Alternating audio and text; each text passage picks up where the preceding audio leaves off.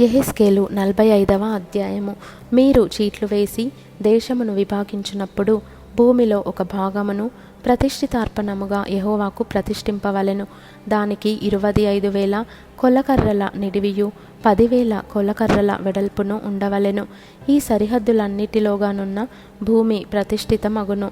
దానిలో పరిశుద్ధ స్థలమునకు 500 కొలకర్రల చచ్చౌకము ఏర్పడవలెను. దానికి నలుదిశల 80 మూరల మైదానముండవలెను. కొలువబడిన ఈ స్థలము నుండి 25,000 కొలకర్రల నిడివియు 10,000 కొలకర్రల వెడల్పును గల ఒకచోటు కొలచివేయవలెను. అందులో మహాపరిశుద్ధ స్థలముగా ఉన్న పరిశుద్ధ స్థలముండును. యెహోవాకు పరిచర్య చేయుటకై ఆయన సన్నిధికి వచ్చి పరిచర్య చేయుచున్న యాజకులకు ఏర్పాటైన ఆ భూమి ప్రతిష్ఠిత స్థలముగా ఎంచబడును. అది వారి ఇండ్లకు నివేశమై పరిశుద్ధ స్థలమునకు ప్రతిష్ఠితముగా ఉండును. మందిరములో పరిచర్య చేయుచున్న లేవీయులు ఇండ్లు కట్టుకొని నివసించున్నట్లు 25,000 కొలకర్రల నిడివియు 10,000 కొలకర్రల వెడల్పును గల యొక్క ప్రదేశమును వారికి స్వాస్థ్యముగా 20 గదులను ఏర్పాటు చేయవలెను. మరియు పట్టణమునకై 5,000 కొలకర్రల వెడల్పును 25,000 కొలకర్రల నిడివియు గల యొక్క ప్రదేశము ఏర్పాటు చేయవలెను. అది ప్రతిష్ఠితమగు భాగమునకు సరిగా ఉండవలెను. ఇశ్రాయేలీయులకందరికీ అది స్వాస్థ్యముగా ఉండును. మరియు ప్రతిష్ఠిత భాగమునకును పట్టణమునకై ఏర్పడిన ప్రదేశమునకును ఎదురుగా వాటికి పడమటగాను తూర్పుగాను ప్రతిష్ఠిత భాగమునకును పట్టణమునకై ఏర్పడిన దేశమునకును ఇరుప్రక్కల అధిపతికి భూమినేర్పాటు చేయవలెను. పడమటి నుండి తూర్పు వరకు దాని కొలువగా అది ఒక గోత్రస్థానమునకు సరిపడు నిడివిగలదై ఉండవలెను. అధిపతి ఇక నా జనులను బాధింపక వారి గోత్రములను బట్టి భూమి అంతయు ఇశ్రాయేలీయులకు నియమించినట్లు అది ఇశ్రాయేలీయులలో అతనికి భూస్వాస్థ్యముగా ఉండును. మరియు యెహోవా ఈ మాట సెలవిచ్చుచున్నాడు: ఇశ్రాయేలీయుల అధిపతులారా, మీరు జరిగించిన బలాత్కారమును దోచుకొనిన దోపును చాలును. అలాగూ చేయుటమాని నా జనుల సొమ్మును అపహరింపక నీతి న్యాయములను అనుసరించి నడుచుకొనుడి. ఇదే ప్రభువగు యెహోవా వాక్కు. ఖరా త్రాసులను, ఖరా పడిని, ఖరా తూమును ఒక్కటే పడియు ఒక్కటే తూమును మీరెంచుకొనవలెను. తూము పందుములో 10వ పాలు పట్టునదై ఉండవలెను. పందుము మీకు పరిమాణముగా నుండవలెను.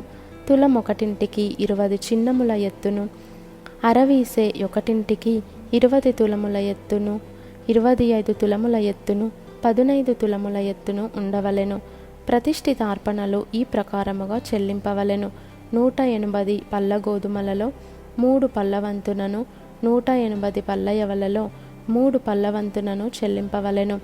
తైలము చెల్లించినదెట్లనగా 180 పల్ల నూనెలో పడియు 30 వంతున చెల్లింపవలెను. తూము 180 పళ్ళు పట్టునదగును.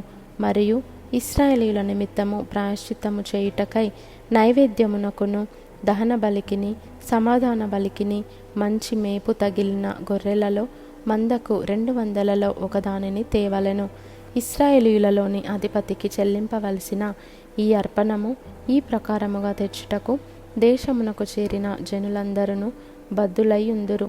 పండుగలలోను, అమావాస్య దినములలోను, విశ్రాంతి దినములలోను, ఇశ్రాయేలీయులు కూడుకొను నియామక కాలములలోను వాడబడు దహన బలులను, నైవేద్యములను, పానార్పణములను సరిచూచుట అధిపతి భారము.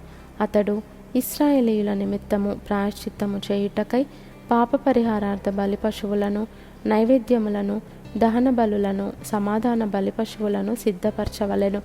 ప్రభువగు యెహోవా సెలవిచ్చినదేమనగా, మొదటి నెల మొదటి దినమున నిర్దోషమైన కోడెను తీసుకొని పరిశుద్ధ స్థలము నిమిత్తము పాప పరిహారార్థ బలిని అర్పింపవలెను.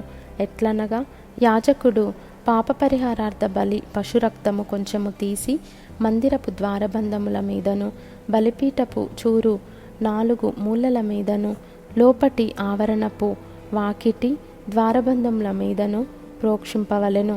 తెలియక తప్పిపోయిన వారిని విడిపించున్నట్లుగా మందిరమునకు ప్రాయశ్చిత్తము చేయుటకై నెల 7వ దినమందు అలాగు చేయవలెను. మొదటి నెల 14వ దినమున పస్కా పండుగ ఆచరింపవలెను. 7 దినములు దానిని ఆచరింపవలెను. అందులో పులియని ఆహారము తినవలెను.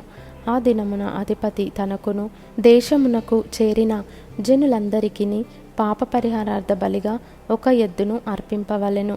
మరియు 7 దినములు అతడు నిర్దోషమైన 7 ఎడ్లను 7 పొట్టేలను తీసుకొని దినమొకటింటికి ఒక ఎద్దును ఒక పొట్టేలును దహన బలిగా యెహోవాకు అర్పింపవలెను. మరియు అనుదినము ఒక్కొక్క మేకపిల్లను పాప పరిహారార్థ బలిగా అర్పింపవలెను. మరియు ఎద్దొకటింటికిని పొట్టేలొకటింటికిని తూము పిండి పట్టిన నైవేద్యము చేయవలెను. తూము ఒకటింటికి 3 పళ్ళ నూనె ఉండవలెను. మరియు 7వ నెల 15వ దినమున పండుగ జరుగుచుండగా యాజకుడు 7 దినములు పండుగ ఆచరించుచు పాప పరిహారార్థ బలి విషయములోను, దహన బలి విషయములోను, నైవేద్య విషయములోను, నూనె విషయములోను ఆ ప్రకారముగానే చేయవలెను.